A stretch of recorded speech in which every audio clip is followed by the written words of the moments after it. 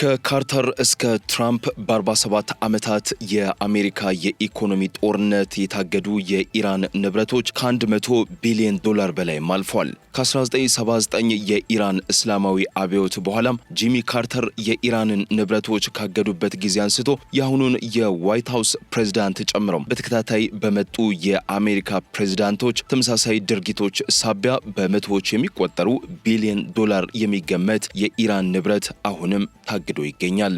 ታዲያ ከየካቲት 28 ጀምሮ በአሜሪካና በእስራኤል የተቀናጀ ጥቃት ላይ የነበረው ጦርነት በአንድ የተኩስ አቁም ስምምነት ከቆመ ከቀናት በኋላ የታገዱ የኢራን ንብረቶች ጉዳይ በድርድር ጠረጴዛው ላይ የአሜሪካን ቅንነት የሚፈትን ዋና ነጥብ ሆኖም ብቅ ብሏል። ሆኖም በኢስላማባድ ለ21 ሰዓታት በተካሄደው ረጅም የድርድር ሂደት አሜሪካ በዚህ ፈተናም ወድቃለችም። ታዲያ በዛሬው ትንታኔያችን ከጂሚ ካርተር እስከ ትራምፕ ዘመነ መንግስት ድረስ ለ47 ዓመታት የዘለቀውን የአሜሪካና የኢራን የኢኮኖሚ ጦርነት እንዳስሳለን። በተጨማሪም ኢራን እስካሁን ምን ያክል ገንዘብ ታግዶባታል የሚለውን ጥያቄም እንፈትሻለን። የታገዱ የኢራን ንብረቶች ጉዳይ በድርድር ጠረጴዛው ላይ አሜሪካን የሚፈትኑ ዋና ርዕሰ ጉዳይ ወይም አጀንዳ ስለመሆናቸውም እነግራችኋለን። በቅድሚያ ግን ለቤቱ አዲስ ከሆናችሁ ቻናሉን ሰብስክራይብ በማድረግ ተወዳጁን፣ ብትወዱት ላይክ፣ ለሌሎች ቢደርስ ካላችሁ ሼር በማድረግ ለወዳጅ ዘመዶቻችሁ ማጋሩትም። ሐሳብ አስተያየትም ካላችሁ የአስተያየት መስጫው የእናንተን አስተያየት ለመቀበል ክፍት ነው። አብራችሁን ቆዩም።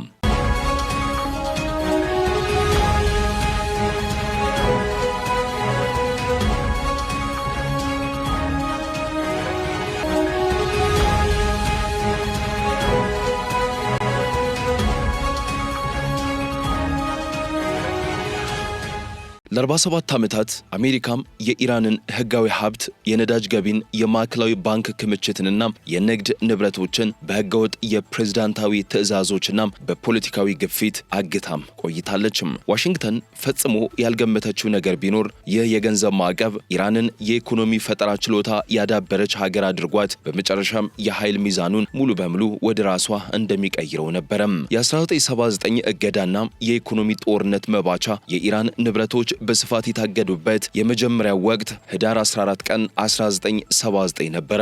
በወቅቱ በስልጣን ላይ የነበሩት ፕሬዝዳንት ጂሚ ካርተር 8 ቢሊዮን ዶላር የሚገመት የኢራን የመንግስት ንብረቶችን ከአሜሪካ ባንኮች እንዳይንቀሳቀሱ የሚያግድ አስፈጻሚ ትዕዛዝ ቁጥር 12170 ላይ ፈርመው ነበር። ትዕዛዙ የኢራን የመንግስት አካውንቶችን ብቻ ሳይሆን የኢራን ማዕከላዊ ባንክንና ከአሜሪካ ተቋማት ጋር የንግድ ግንኙነት የነበራቸውን ማንኛውንም የኢራን ተቋማት ንብረቶች ያጠቃለለም ነበር።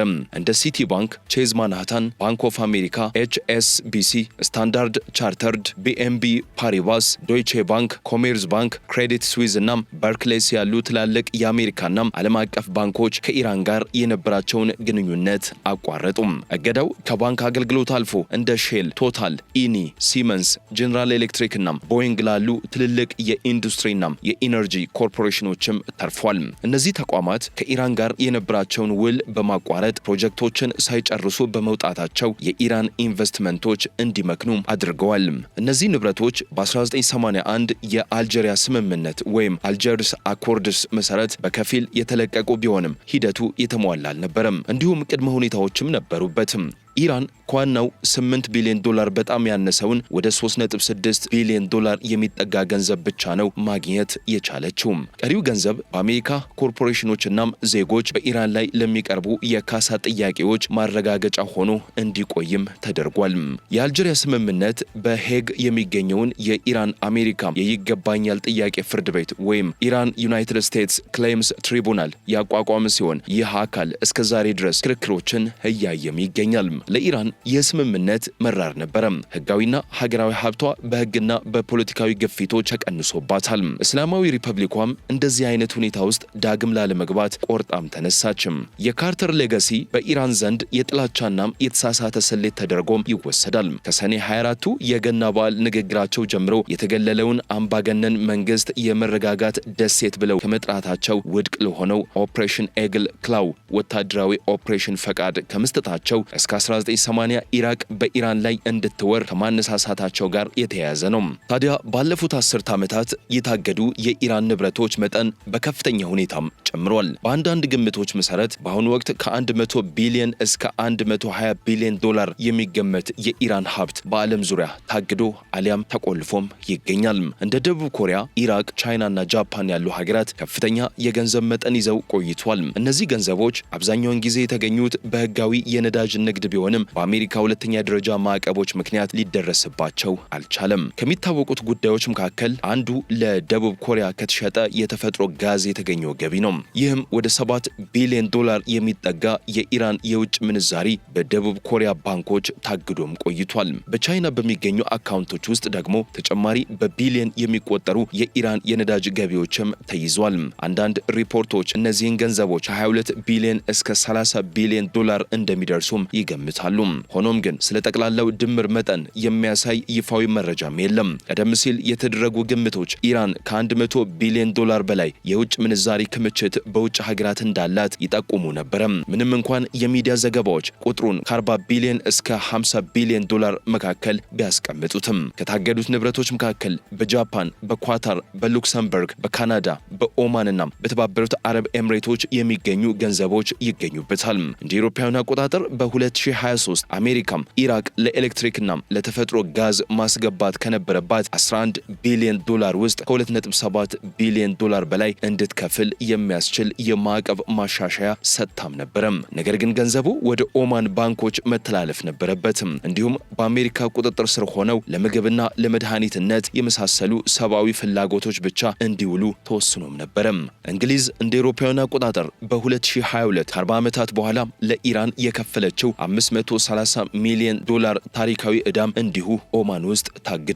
ክፍያው ከመፈጸሙ በፊት ከእስላማዊው አብዮት በፊት ለተገዙ 1750 የቺፍቴን ታንኮችና ሌሎች ተሽከርካሪዎች የነበረ ሲሆን አብዛኛዎቹ ሳይደርሱም ቀርቷል።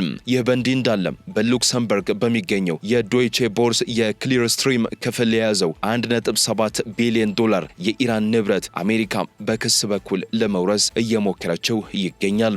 ይህ በእንዲህ እንዳለ በሐምሌ 2015 የተፈረመውና የኢራን የኒውክሌር ስምምነት በመባል የሚታወቀው የጋራ ሁሉን አቀፍ የድርጊት መርሃ ግብር ከ1979 ወዲህ ለመጀመሪያ ጊዜ የማዕቀብ እፎይታ ሊያገኝ እንደሚችል የሚያሳይ ተጨባጭ ተስፋ ፈጥሮም ነበርም። በወቅቱ የኢራን ንብረቶች በውጭ ሀገራት ምን ያህል እንደሆኑ በተመለከተ የተለያዩ አሃዞች ይነሱም ነበርም። የቀድሞው የአሜሪካ ፕሬዝዳንት ባራክ ኦባማ በአንድ ቃለ መጠይቅ ላይ የኢራን የታገዱ ንብረቶች ግምታዊ መጠን 100 ቢሊዮን ዶላር እንደሆነ ገልጸው የነበረ ሲሆን በኋላ ላይ ግን ይህንን አሃዝ ወደ 50 ቢሊዮን እና 60 ቢሊዮን ዶላር ዝቅ አድርገውታል።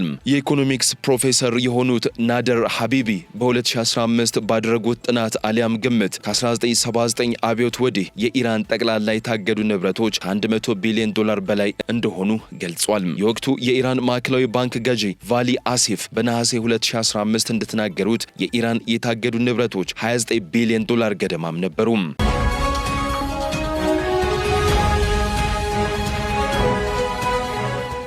ከዚህ ውስጥ 23 ቢሊዮን ዶላሩ እንደ ጃፓን፣ ደቡብ ኮሪያና የተባበሩት አረብ ኤምሬቶች ባሉ ሀገራት በማዕከላዊ ባንኮች ውስጥ የነበረ ሲሆን ወደ 6 ቢሊዮን የሚጠጋው ደግሞ ከህንድ የነዳጅ ሽያጭ የተገኘም ነበረ። የኢራን የኒውክሌር ስምምነት በመባል የሚታወቀው የጋራ ሁሉን አቀፍ የድርጊት መርሃ ግብር ስር የተደረገው የንብረት መለቀቅ ትልቅ ቢሆንም ሙሉ በሙሉ አልነበረም። ኢራን በታማኝነት መያዣ አካውንቶች ወይም ኤስክራው አካውንትስ ውስጥ ተይዘው የነበሩ ከ50 እስከ 60 ቢሊዮን ዶላር የሚገመቱ ንብረቶቿን መልሳ ማግኘት ብትችልም ይህ እፎይታ ግን ጊዜያዊም ነበረ። ፕሬዝዳንት ዶናልድ ትራምፕ በግንቦት 2018 በአንድ ወገን ከኢራን የኒውክሌር ስምምነት በመባል የሚታወቀው የጋራ ሁሉን አቀፍ የድርጊት መርሃ ግብር በመውጣት ከ3 ዓመት በፊት የተለቀቁትን ንብረቶች ማገትን ጨምሮ ሁሉንም አጠቃላይ ከኒውክሌር ጋር የተያያዙ ማዕቀቦችን እንደገና ተግባራዊ አደረጉም። ኢራን እነዚህ ገንዘቦች መልሳ ለማግኘት ያደረገችው ዲፕሎማሲያዊ ጥረት በአሜሪካ ጠላት ጠላትነት በተሞላበት ፖሊሲ በተደጋጋሚ ሲመክን ቆይቷል። ይህም ያልተፈቱ የገንዘብ ጥያቄዎች መራራ ቅርስ እንዲተው አድርጓል።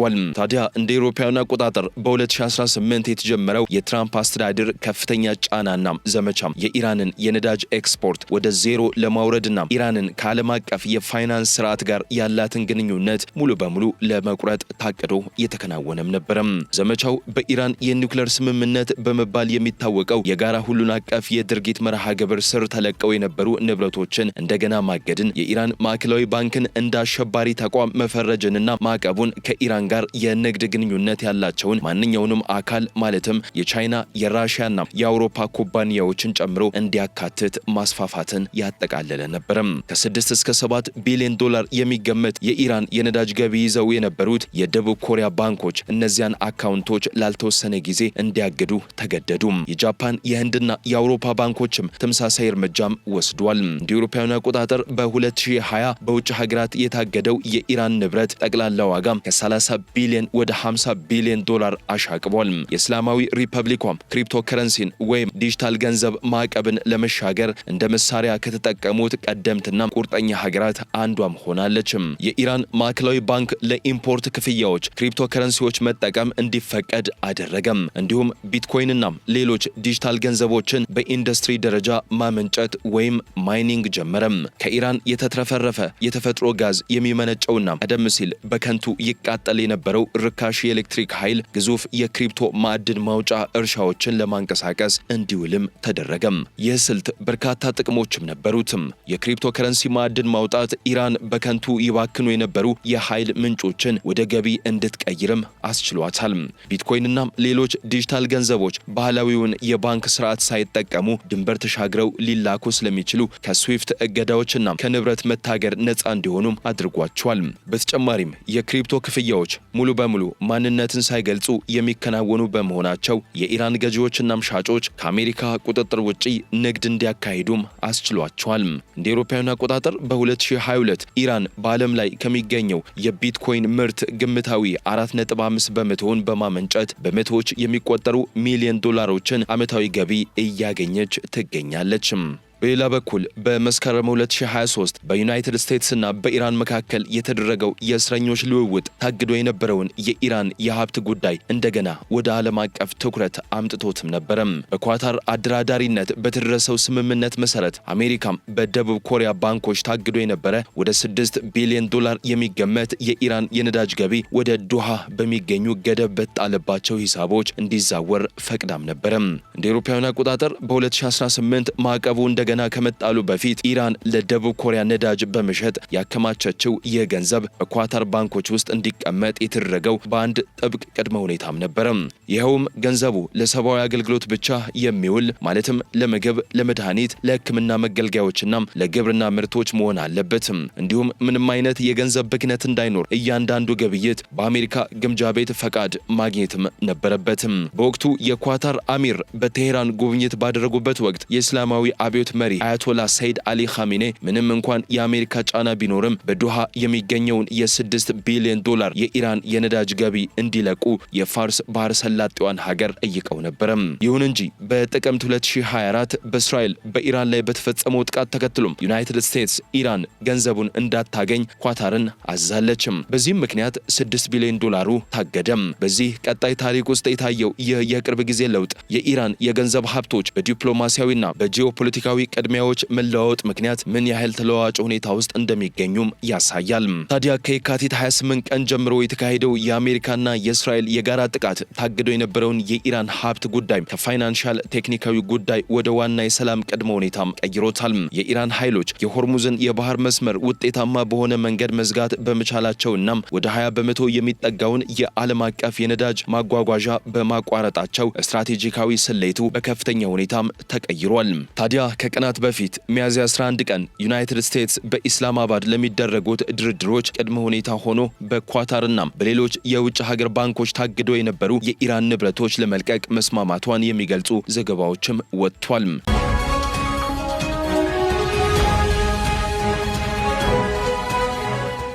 ከፍተኛ የኢራን ምንጭ እንደገለጸው የንብረቶቹ መለቀቅ በሆርሙዝ የባህር መስመር በኩል አስተማማኝ ጉዞን ከማረጋገጥ ጋር በቀጥታ የተያያዘ ነው። ይህም በድርድር ውስጥ ቁልፍ ጉዳይ ይሆናል ተብሎም ይጠበቃል።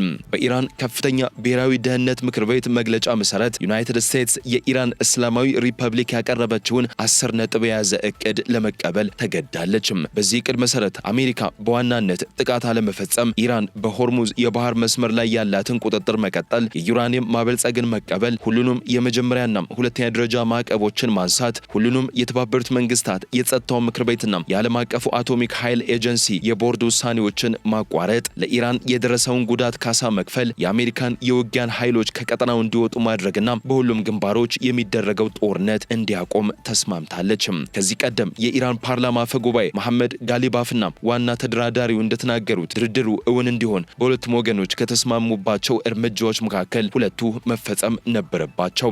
ለኢራን ታግደው የነበሩ ንብረቶቿ መለቀቅ የገንዘብ ማካካሻ ብቻ ሳይሆን ለ10 ዓመታት የዘለቀ የቆየ ቅሬታን የሚወክል ጉዳይ ነው። የኢራን ባለስልጣናት ከአሜሪካ ጋር በሚያደርጉት ድርድር ሁለት ዋና ዋና ቀይ መስመሮችን አስምረዋል። የመጀመሪያው በሊባኖስ አጠቃላይ የተኩስ አቁምና በእስራኤል የሚካሄደው ጥቃት እንዲቆም፣ ሁለተኛው ደግሞ በውጭ ሀገር የሚገኙ የኢራን ንብረቶች በሙሉ ከእገዳ እንዲለቀቁ ነው። እነዚህ ሁኔታዎች ሳይሟሉ በመቅረታቸው በኢስላማባድ የተካሄደው ድርድር ውጤታማ አሊያም ፍሬያማ ሳይሆን ቀርቷል። የአሜሪካ ወገንም ከእውነታው የራቁ ከፍተኛ ፍላጎቶችን በማንሳቱ ሁኔታውን አስቸጋሪ አድርጎታል። ከዚህ ቀደም በተለይም ከኢስላማዊ አብዮት በፊት የተከማቸው አለመተማመን ለሁለቱም ወገኖች ትልቅ ፈተናም ሆኗል። በቅርቡ የኢራን የውጭ ጉዳይ ሚኒስትር አባስ አራግቺ በሰጡት ቃለ መጠይቅ በአሜሪካ ድርጊት ምክንያት የኢራን ገንዘብ ለዓመታት በተለያዩ ሀገራት ታግዶ በመቆየቱ የኢራንን እምነት ማግኘት ቀላል ስራ እንዳልሆነ አበክረው ገልጿል። ኢራን ቃል የገባችውን ስትጠብቅ፣ አሜሪካ ግን ግዴታዋን መወጣት ተስኗት የቆየ ሲሆን እምነትን ለመገንባት ተጨባጭ እርምጃዎችን መውሰድ ይጠበቅባታል። የታገዱ የኢራን ገንዘቦች መለቀቅ ለማንኛውም ውጤታማ ድርድር እንደ ቅድመ ሁኔታ የሚታይ ድርድር የማይደረግበት ዋና ነጥብ ነው። በኤፕሪል 2026 ድርድሮች ውስጥ የታየው ትልቁ ለውጥ ታግደው የነበሩ ንብረቶችና የሆርሙዝ የባህር መስመር መካከል የተፈጠረው ቀጥተኛ ትስስር ነው። የኢራን ባለስልጣናት እንደሚሉት ከሆነ የንብረቶቹ መለቀቅ በሆርሙዝ የባህር መስመር በኩል አስተማማኝ ጉዞን ከማረጋገጥ ጋር በቀጥታ የተያያዘ ነው። ይህም ኢራን አሁን መዝጋት እንደምትችል ያሳየችበት የባህር መንገድ ነው። ይህ ትስስር በኃይል ሚዛኑ ላይ መሰረታዊ ለውጥን ያመለክታል። ታዲያ ለ10 ዓመታት ታግደው የነበሩ ንብረቶች የሚለቀቁት በአጠቃላይ የኒውክሌር ስምምነት አካል ሆኖ ብቻ ነው ስትል የቆየችው ዩናይትድ ስቴትስ አሁን ግን ከኢራን ወታደራዊ አቅም ጋር በቀጥታ የተያያዘና ጦርነትን ለማቆም የሚያገለግል እንደተለየ መለኪያነት ለመልቀቅ እየተደራደረች ነው። ታዲያ በውጭ ሀገር የታገዱ የኢራን ንብረቶች ጠቅላላ ዋጋ መወሰን ፈታኝ ነው። ምክንያቱም አሃዞቹ በየጊዜው የሚለዋወጡና ብዙውን ጊዜ በፖለቲካዊ ግምት የሚሸፈኑ በመሆናቸው ነው። ይሁን እንጂ ካለው መረጃ በመነሳት ምክንያታዊ የሆነ ግምት ማስቀመጥም ይቻላል። እንደ አውሮፓውያን አቆጣጠር በ1979 የተደረገው እገዳ ምንጩን መሰረት በማድረግ በግምት ከ8 ቢሊዮን እስከ 12 ቢሊዮን ዶላር የሚገመት ነበር። በመቀጠልም በ2000ዎቹ የኒውክሌር ቀውስ ወቅት በ2012 የስዊፍት ባንክ እገዳና በ2018 በተካሄደው ከፍተኛ ጫናና ዘመቻ የተጣሉ እገዳዎች ተደማምረው የሀብቱ መጠን እንዲጨምር አድርገዋል። በኳታር የሚገኘው 6 ቢሊዮን ዶላር የዚሁ አንድ አካል ብቻ ነው። ተጨማሪ ገንዘቦች በደቡብ ኮሪያ፣ በጃፓን፣ በህንድ፣ በቻይናና በተለያዩ የአውሮፓ ሀገራት ታግደዋል።